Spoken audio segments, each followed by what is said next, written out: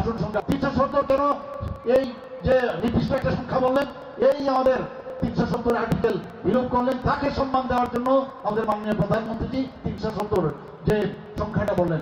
বন্ধুগণ, আমরা দেখেছি 2014-তে 2019-এ মাননীয় প্রধানমন্ত্রী যখন যে কথাটা বলেন যে 370 400, সেটা দেখা গেছে যে গ্যারান্টি যেটা বলছেন সেটা আক্ষরিক অর্থেই সেটা হয়। এবং আমি নিশ্চিত যে আগামী দিনে ভারতীয় জনতা পার্টির নেতৃত্বাধীন সরকার এবং কেন্দ্রে অবশ্যই সেটা হবে।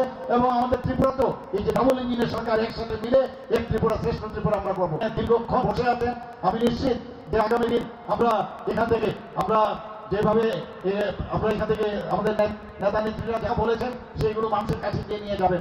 মোদিজি আমাদেরকে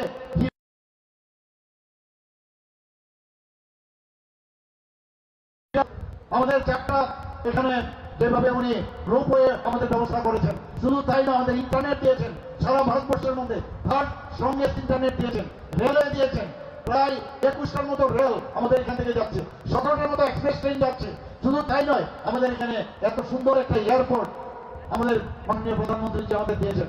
যখন আমাদের এখানে মৈত্রী সেতু শুরু হয়ে যাবে তখন সাউথ ইস্ট এশিয়া প্রবেশদ্বার হবে।